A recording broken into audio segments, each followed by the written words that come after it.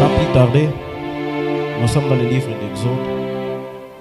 Exode chapitre 23 et verset 26.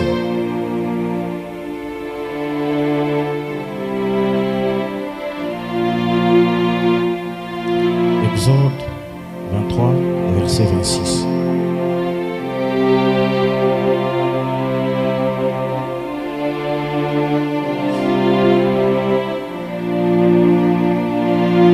Celui qui a trouvé peut lire pour nous. Exode 23, verset 26, la Bible déclare: il n'y aura dans ton pays ni femme qui avorte, ni femme stérile. Je remplirai le nombre de tes jours. Amen. Amen. Tu peux te mettre en acclamant le Seigneur.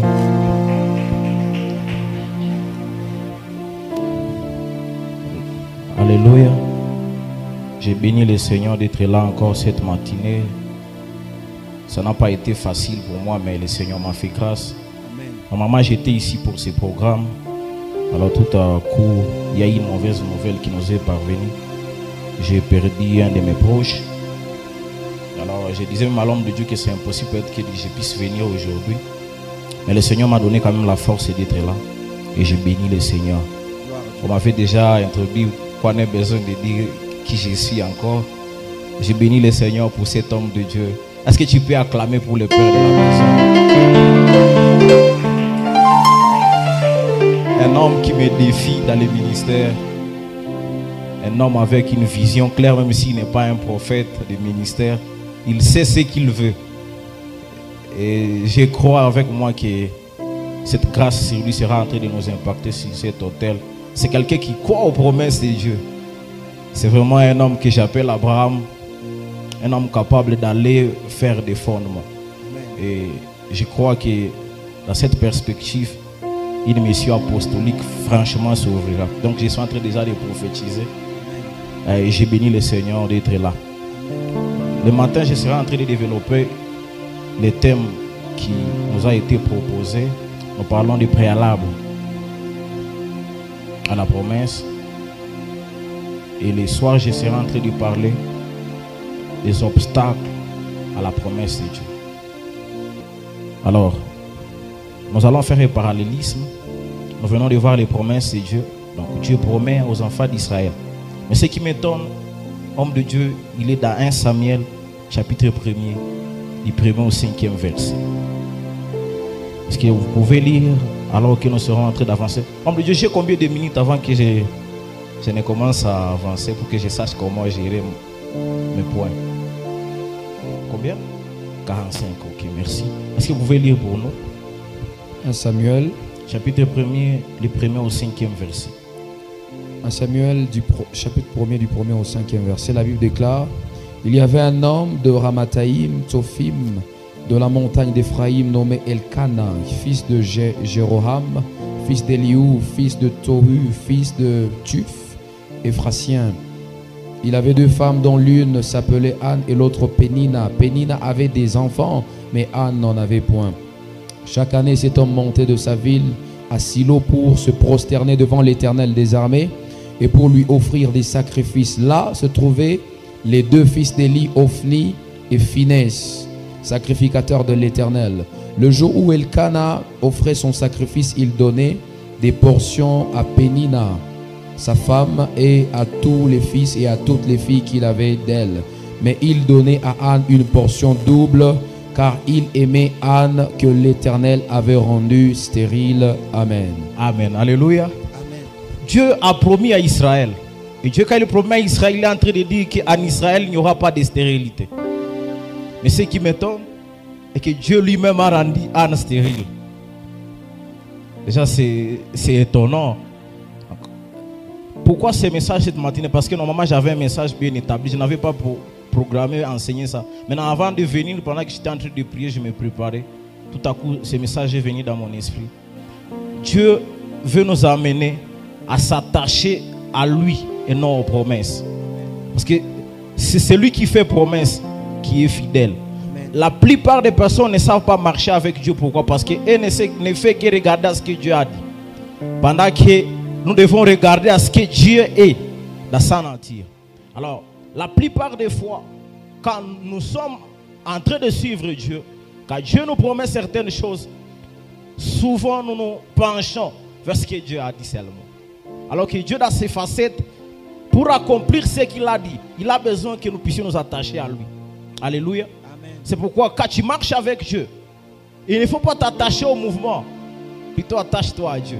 Parce que c'est lui qui s'aimait les mouvements. Alléluia. Beaucoup de personnes, même dans des dimensions prophétiques, il y a des fois où tu ne vois rien. On t'a appelé comme prophète quelque part, mais tu n'as rien vu. Et là, tu attaches même la fidélité de Dieu par rapport à ce que toi tu peux faire dans les ministères.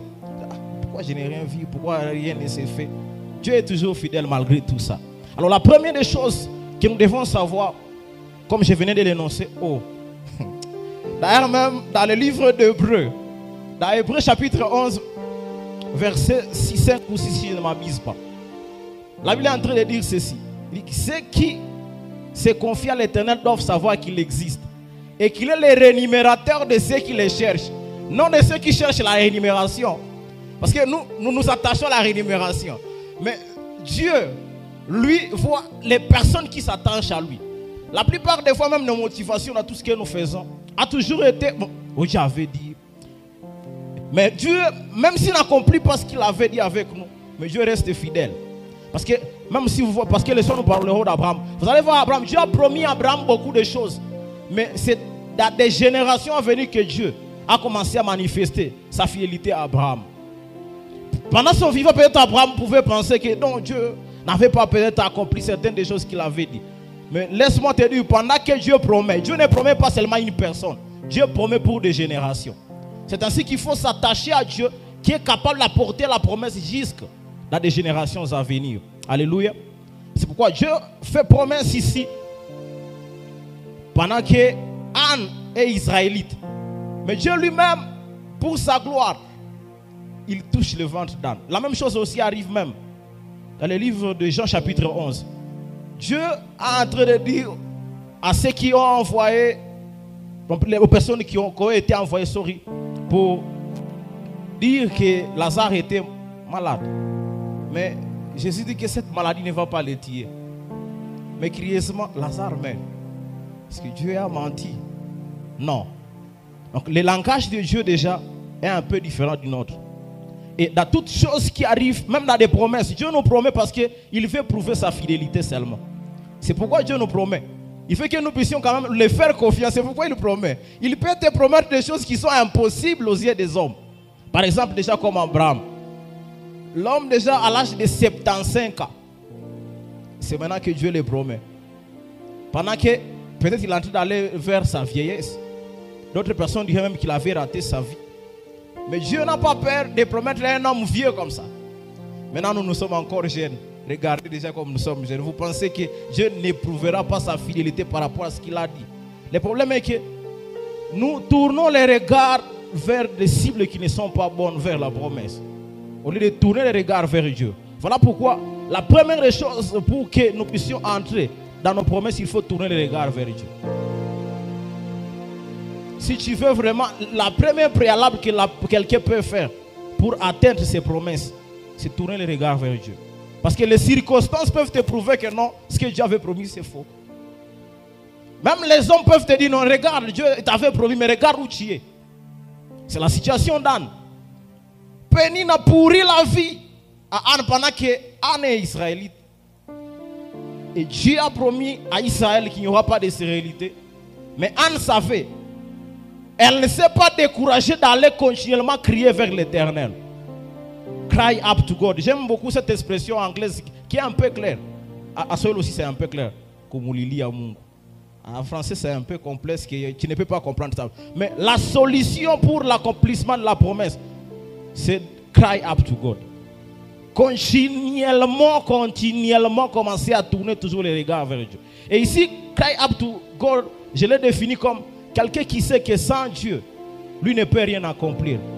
Parce que quelqu'un qui prie donc, dans ce sens, c'est quelqu'un qui sait que moi sans Dieu, je ne peux rien. En fait, quelqu'un qui prie, c'est un homme humble. On nous a parlé hier de la prière, j'ai entré moi aussi dans ces couloirs seulement parce que l'homme de Dieu m'avait parlé. Vous voyez donc, quelqu'un qui prie, c'est quelqu'un qui sait que sans Dieu, il ne peut rien. Donc la prière déjà, c'est s'humilier même devant Dieu. C'est quelqu'un déjà qui est conscient que ça, que Dieu ne fasse quelque chose, rien ne peut agir dans sa vie. Et ça, c'est le premier point clé pour même l'accomplissement de la promesse. Parce que quand tu cries à l'Éternel, c'est que tu fais confiance à Dieu. Et la première des choses qui déclenche le miracle, c'est la confiance à Dieu. Au moment où tu doutes que Dieu peut faire quelque chose malgré tes circonstances, c'est fini pour toi, tu ne vas pas voir la fidélité de Dieu. Peu importe ce que les hommes ont dit, peu importe l'âge avancé, mais Dieu reste fidèle. Même si toi tu ne verras pas ses promesses, mais crois-moi Dieu, même dans des générations, même pour tes enfants. C'est pourquoi ne soyez pas comme des personnes qui se découragent parce que Dieu n'a pas fait ceci ou cela. Il y a des personnes qui te disent que moi je n'irai pas à l'église parce que Dieu m'avait dit ça, mais par après je ne l'ai pas vu. Il s'est découragé seulement. Il ne va pas à l'église. Et c'est ça en fait l'œuvre du diable. Il veut nous faire croire que non. Voyez ce que Dieu a dit. Mais ce n'est pas encore arrivé. Moi je te propose une solution. C'est là même Dieu, le diable écarte des personnes de leur destinée. Parce que quand tu vois aux yeux des hommes ce que Dieu avait dit, selon toi, qui ne s'est pas accompli, tu vas penser chercher des solutions ailleurs. C'est ainsi que beaucoup de personnes se perdent. Alléluia. C'est quoi? Attache-toi à l'Éternel. Attache-toi à l'Éternel. D'ailleurs, j'aime beaucoup ce que la Bible dit. Il dit ceux qui se confient à l'Éternel, c'est comme des aigles. Donc, ils nagent dans des dimensions de voir la grandeur de Dieu tous les jours. C'est pourquoi confie-toi à l'Éternel. Peu importe les situations, tu n'as pas mangé, glorifie l'Éternel. Tu as mangé, glorifie. Dans chaque circonstance, ne manque pas d'occasion de toujours se confier à l'Éternel. Comme dans l'abondance, que même dans les manques. Parce qu'il y a aussi des pièges quand le Seigneur aussi nous dit. Ça veut dire que nous pouvons oublier le Dieu qui nous a donné et s'attacher aux choses que Dieu nous a données. Si vous voulez voir continuellement les promesses de Dieu s'accomplir, il faut bien regarder comment vous gérez déjà les promesses que Dieu lui-même avait promis. Et même les promesses qui sont déjà accomplies. Parce que vous ne me direz pas que Dieu n'a pas été fidèle jusqu'à là où même tu es. Parce qu'il y a des personnes qui voulaient voir même ces jours, ils ne sont pas là. Donc si nous sommes encore en vie, ça veut dire que le Seigneur a encore quelque chose à faire avec nous. C'est pourquoi il faut garder ton regard vers l'Éternel. C'est pourquoi la première des choses à faire pour déclencher les promesses de Dieu est de se tourner le regard vers Dieu. Ainsi vous ne serez pas déçus. Parce que les hommes peuvent vous décevoir.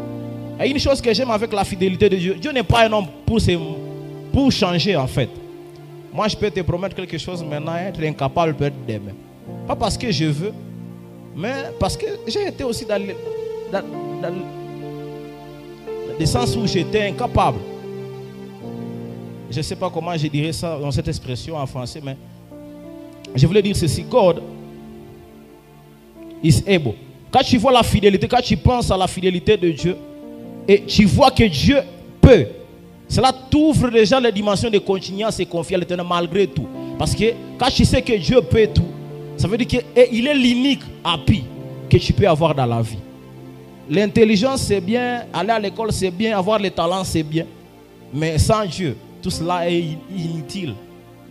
C'est pourquoi ne te confie pas à ce que tu peux faire, mais confie-toi à Dieu. Même les dons, c'est nazimikak. Il y a un moment où tu travailles, même des moments où tu ne sais même pas, même prier ça devient compliqué. Mais quand tu sais que Dieu est un rempart qui ne manque pas autant de la détresse, même quand il y a des détresses, tu sais regarder à la fidélité de Dieu. C'est comme vous allez voir, Dieu nous demande toujours de se confier à lui malgré les circonstances. Tu as péril de tes proches, mais tu te confies toujours à l'Éternel. Ah Seigneur, tu es bon. C'est très pénible, mais c'est ce que le Seigneur nous demande. Et Anne savait se confier à l'Éternel dans toutes les circonstances qu'elle avait. Elle n'avait pas arrêté continuellement d'aller vers l'Éternel. Combien de fois nous nous décourageons et nous disons que Dieu n'a pas été fidèle. C'est le moment où on se fatigue le long du chemin. Et tu abandonnes. Et tu penses que c'est Dieu qui n'a pas été fidèle. Par exemple, les enfants d'Israël, Dieu a promis la terre promise. Mais c'est eux qui se sont fatigués le long du chemin. Et ceux qui ont tenu jusqu'au bout, ceux qui ont crié à la fidélité de l'Éternel, sont arrivés jusqu'au bout. D'autres personnes ont vu leurs problèmes plus grands que même la grandeur de Dieu. Ils ont dit, nous avons vu des personnes là-bas, nous sommes des sauterelles.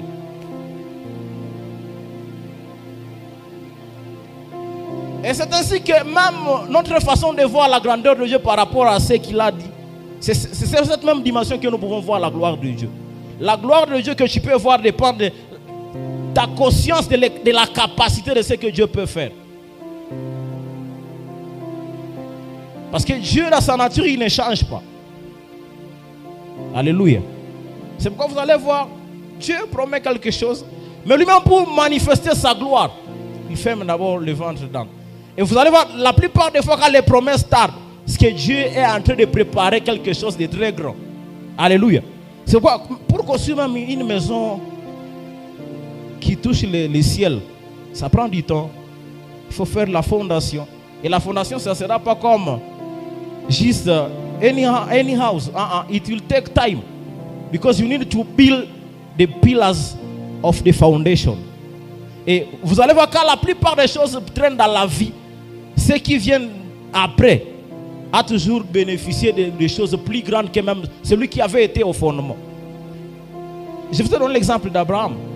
Abraham, il ne voyait pas franchement. Mais vous allez voir les gens comme Jacob. Jacob avait des visions pas comme possible. Il a vécu des dimensions même que son père n'a pas vécu. Pourquoi? Parce que c'est comme ça comme Dieu travaille.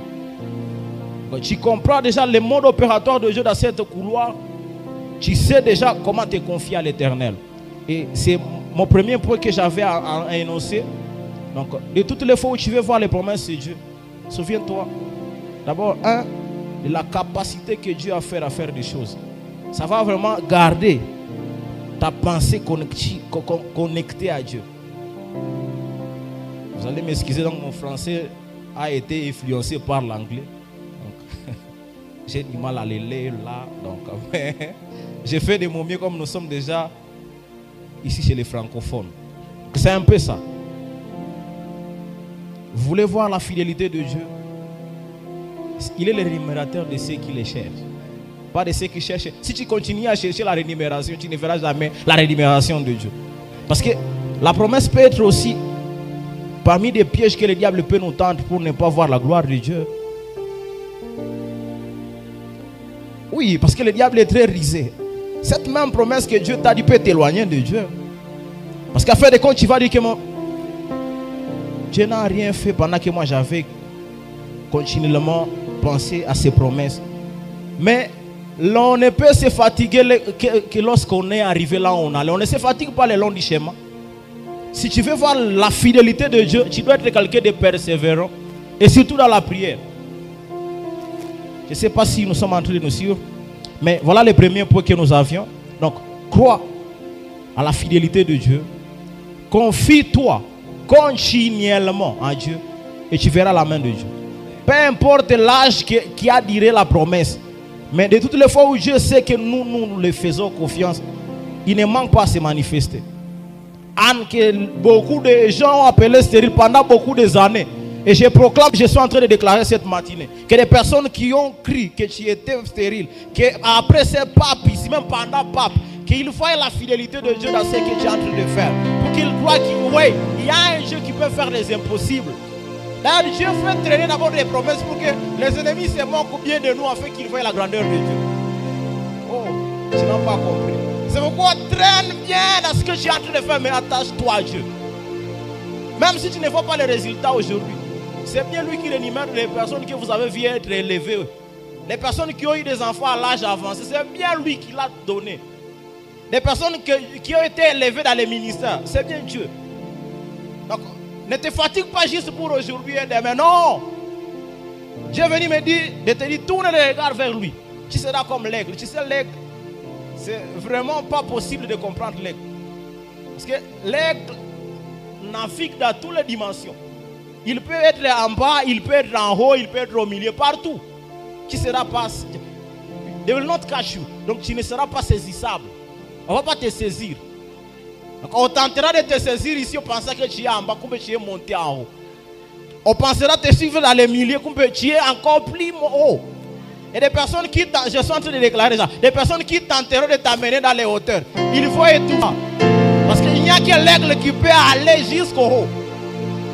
Il y a un corbeau d'aller là-bas, il ne saura pas. C'est ainsi que confie-toi à l'Éternel. D'ailleurs même, et ce que Esaïe a dit aux enfants d'Israël. Il faut vous confier à l'Éternel. Alors, pour soutenir ce que j'ai dit aussi, on peut dire Psaume 18, verset 6. Psaume 18, le verset 6. Psaume 18, verset 6.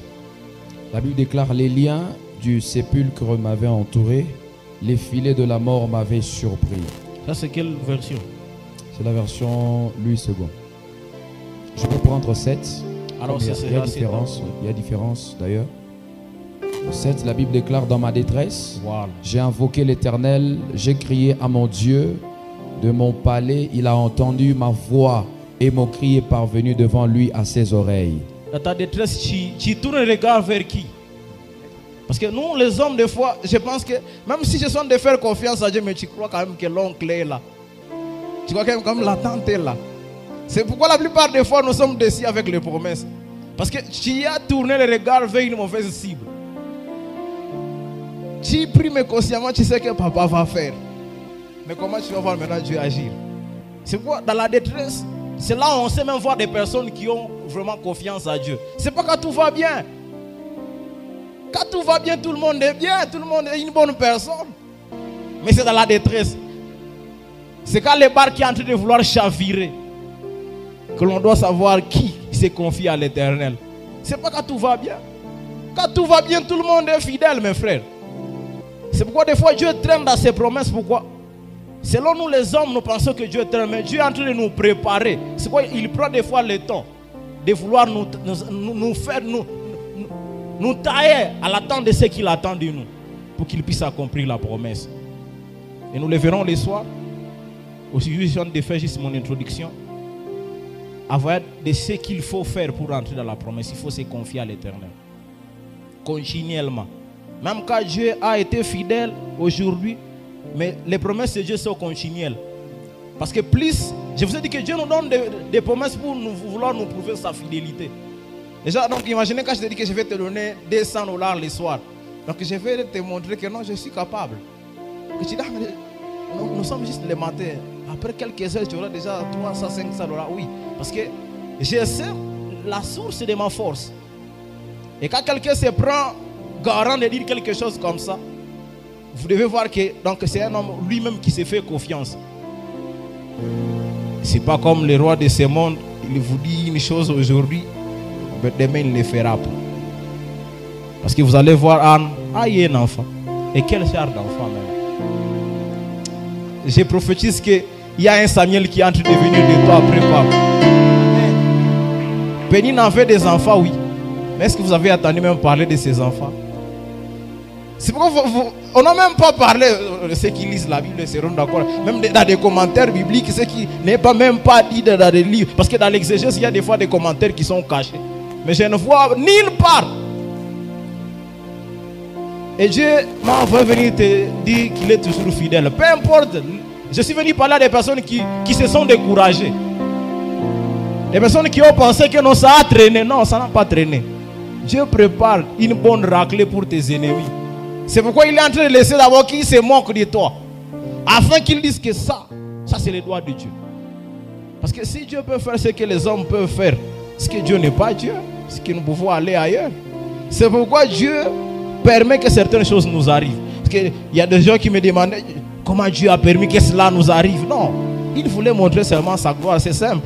Il n'y a rien à chercher à gauche et à droite. Je vous ai dit avec Lazare, il a laissé délibérément Lazare mourir, pourrir même.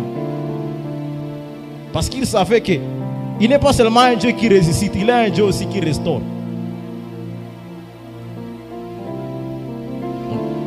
C'est ainsi que quand nous nous confions à l'Éternel, c'est fini dans la détresse, il sait que nous l'avons dans nos cœurs et que nous avons confiance en lui.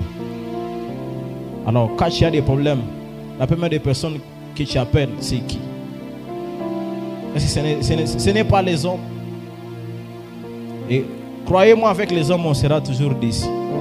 Parce que vous le vouliez ou pas, l'homme change. C'est seulement Dieu qui ne change pas. Et là, on peut changer positivement comme négativement.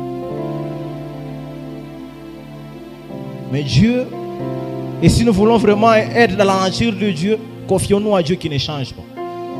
Nous aurons la nature de Dieu d'ailleurs, parce que nous n'allons même pas aussi changer. Nous serons fermes, fidèles dans nos paroles. Si tu veux être fidèle, il faut aller à la source de celui qui est fidèle, qui est Dieu. Amen. Même pour le mariage, pour vos vœux, parce que la deuxième des choses que nous allons voir, c'est le vœu. Si tu veux vraiment déclencher des miracles, il faut faire un vœu à l'Éternel. Montre à l'Éternel la part qu'il aura dans ce que tu es en train de vouloir qu'il accomplit.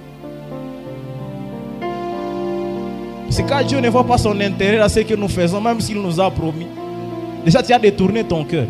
Et c'est ce que le diable fait. Le diable sait détourner les intentions de nos cœurs, même quand Dieu a accompli la promesse. Parce que quand tu détournes déjà les intentions de ton cœur, tout ce que tu fais devient wrong. Parce que Dieu voit le cœur. Dieu sonde le cœur. Même si il voudrait, des fois il y a des promesses que Dieu n'accomplit pas parce qu'il voit la façon de notre cœur n'est pas encore bien. C'est ce que même nous disons, les brisements. Parce que c'est ce que Dieu brise à faire des comptes. Quand déjà les intentions de ton cœur ne sont pas en accord avec ce que Dieu attend de toi, c'est fini. C'est pourquoi il faut vraiment associer Dieu, même dans les promesses qu'il nous fait. Même si nous avons vu déjà l'accomplissement de certaines des choses. Et vous allez voir ce qu'Anne fait. Nous sommes dans 1 Samuel toujours, les versets 7 à 10. Non, plutôt les versets 11 à 20. Nous n'allons pas lire tout, je vais juste prendre l'idée pour que nous puissions avancer. 1 Samuel. 1 Samuel chapitre 1er, les versets 11 à 20. 1 Samuel chapitre 1er, je prends 11. Et tu commences à 11, tu vas finir quelque part. Mais ceux qui écrivent, écrivez de 11 à 20. Nous allons nous arrêter quelque part. 1 Samuel chapitre 1er du 11e verset, je lis au nom de Jésus. Amen. Elle fit un vœu en disant: Éternel des armées, si tu daignes regarder l'affliction de ta servante, si tu te souviens de moi et n'oublie point ta servante, et si tu donnes à ta servante un enfant mâle, je le consacrerai à l'Éternel pour tous les jours de sa vie, et le rasoir ne passera point sur sa tête. Comme elle restait longtemps en prière devant l'Éternel, Élie observa sa bouche. Anne parlait dans son cœur et ne faisait que remuer les lèvres, mais n'entendait point sa voix. Vous pouvez vous arrêter là, homme de Dieu. Vous avez déjà compris l'idée que j'avais. Et vous allez peut-être lire à la maison parce que ce sont des enseignements. Donc, vous pouvez lire à la maison, vous pouvez aller revoir à la maison. Anne a su comment captiver le cœur de Dieu. Parce que quelqu'un qui fait un vœu, c'est quelqu'un qui veut capturer l'attention de Dieu. L'office, c'est Dieu qui donne. Mais quand un homme veut vouloir donner à Dieu, Dieu se dit: tiens, que cette personne veut imiter ma nature. Parce que c'est Dieu qui donne, normalement. Mais quand un homme donne, l'on sait que ce n'est pas lui, c'est Dieu en lui. Parce que ne pensez pas que parce que je suis peut-être ton oncle ou ton père que je vais te donner. Il y a des personnes qui ont des proches qui sont riches, mais lui n'est pas riche. Pourquoi? Parce qu'il faut que Dieu touche le cœur de cette personne pour qu'il te donne. Alors, quand tu fais un vœu à l'Éternel, ça veut dire que tu dis à Dieu: dans ce que tu vas me faire, je vais te donner aussi. Alors que vous devez savoir, si tu as besoin que l'on te donne, après à donner aussi. C'est la loi dans le monde spirituel. Quand tu donnes, donc tu es en train de créer des semences aussi qui vont venir vers toi. Donc, avec quand je te donne, je ne suis pas en train de te donner, je suis en train de me donner moi-même. Pourquoi? Parce que je sais que ce que je te donne va me revenir d'une ou d'une autre manière. C'est dans le sens même de ce qu'il faut faire comme bien. Les biens, vraiment, it is a portion of what you are doing that will come back to you. C'est une portion des choses que tu fais qui va revenir vers toi. C'est pourquoi fais un vœu à l'Éternel. Quand tu vois que les choses traînent avec la promesse, entre dans d'autres dimensions. Ne t'arrête pas seulement à crier vers l'Éternel. Parce qu'il y a des vœux qui parlent devant Dieu. D'ailleurs, même ceux qui sont dans les ministères comprendront et seront d'accord avec moi. Il y a d'autres dimensions que tu ne pourras pas atteindre si tu n'as pas fait un vœu à l'Éternel.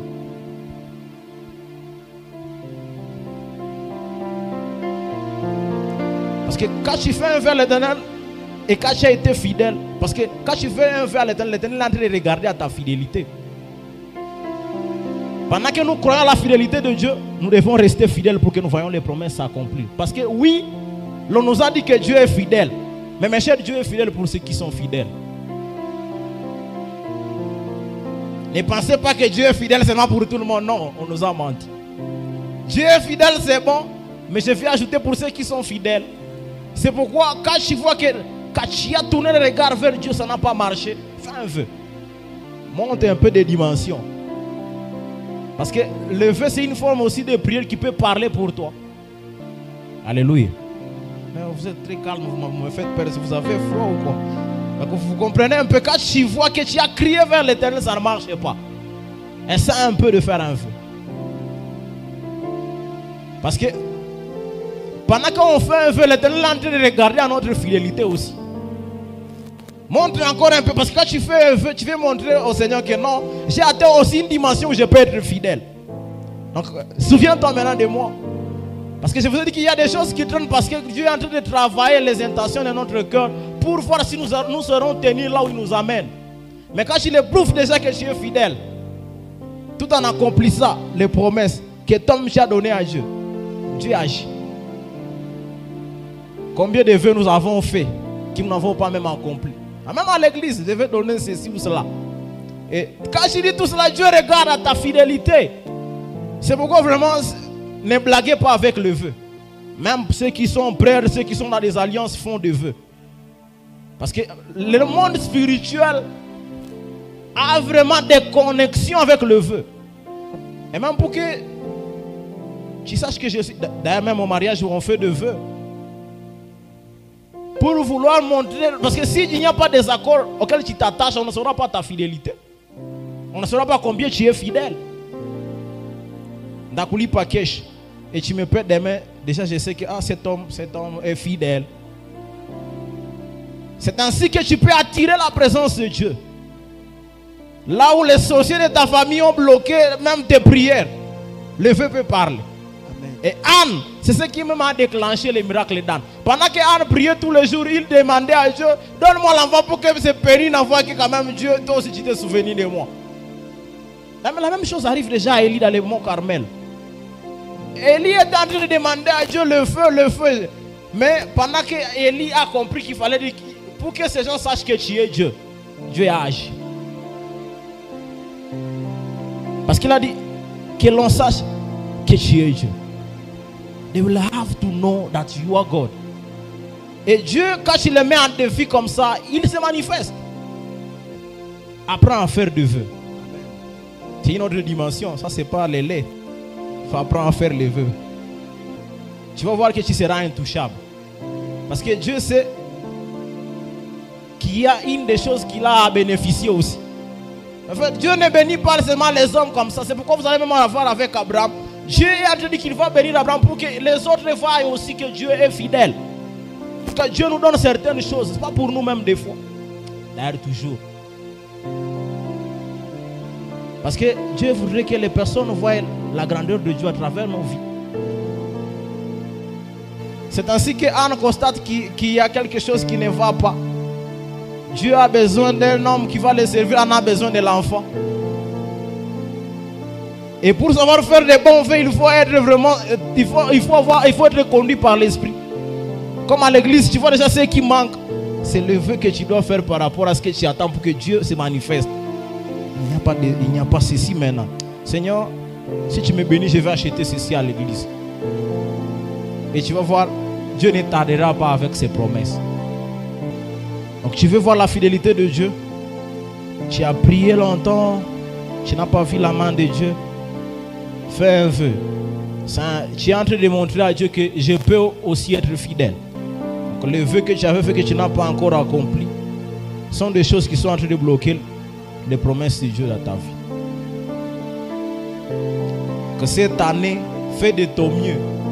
Les vœux que tu avais pris ou que tu avais fait alors, fais de ton mieux pour les respecter. Commence à aller prendre les enveloppes que tu avais mis à la maison de part pour tu avais dit que tu vas apporter, c'est pas quoi que tu n'as pas encore fait. Parce que nous, Les gens pensent que c'est la blague à l'église. On comprend Dieu veut comme ça seulement. Il y a même d'autres personnes qui les font pour que les hommes les voient. Gros morceau. Mais ils ne vont même pas accomplir ça. Ils les prennent seulement par plaisir. J'ai expérimenté ça quand nous achetons la parcelle là-bas, dans notre église. Il y a des personnes qui se sont levées pour impressionner des gens. Ils disent, je vais amener $1000. Il veut seulement se faire voir devant les hommes. Il ne vise même pas à ce que Dieu, je vais aussi démontrer ma fidélité par rapport à quelque chose. Non. Quand on fait un vœu, on ne le fait pas bêtement. Il y a des personnes qui font des vœux seulement pour prouver aux hommes quelque chose.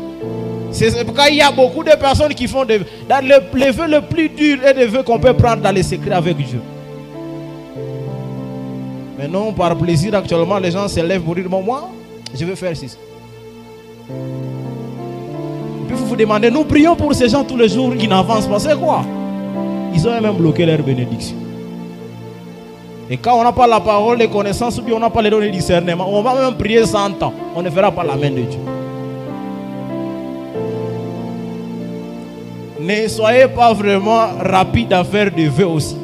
Parce que c'est dangereux quand tu n'accomplis pas. Pour au moins te taire. À un moment, tu peux blaguer avec les hommes de vœux des hommes, mais pas avec Dieu. Parlons du préalable aux promesses. C'est parmi les choses, homme de Dieu, qui a bloqué beaucoup de personnes dans leur vie. Ils ne savent pas.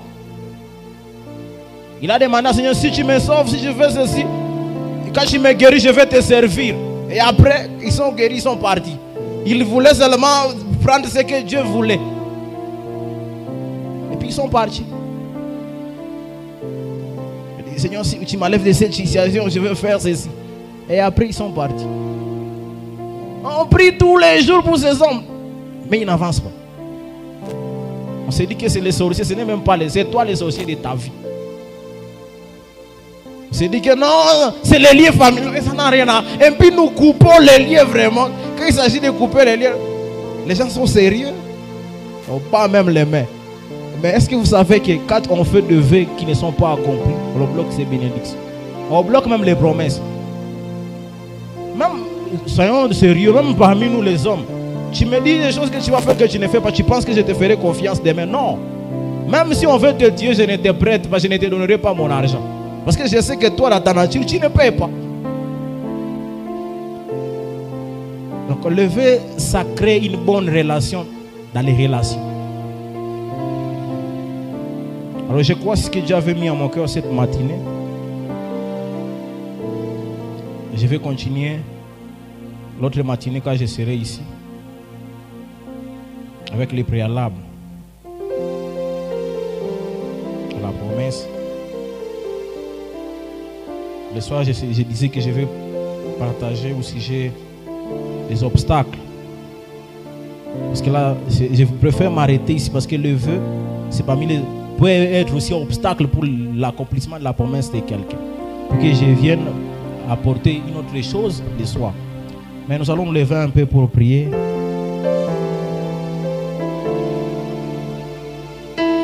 Cette matinée, nous sommes en train de demander à Dieu la grâce d'avoir un cœur qui tourne les regards vers lui constamment. Que nous ne tournions pas les regards vers les choses de ce monde. Que nous ne tournions pas nos regards sur les promesses. Dis à Dieu, je vais tourner. D'ailleurs, la Bible dit, je lève les yeux vers les montagnes. Psaume 121. D'où me viendra le secours? Mais le secours ne vient que de l'Éternel qui a fait les cieux et la terre. Commence à demander à Dieu de te donner ce cœur. D'avoir un cœur.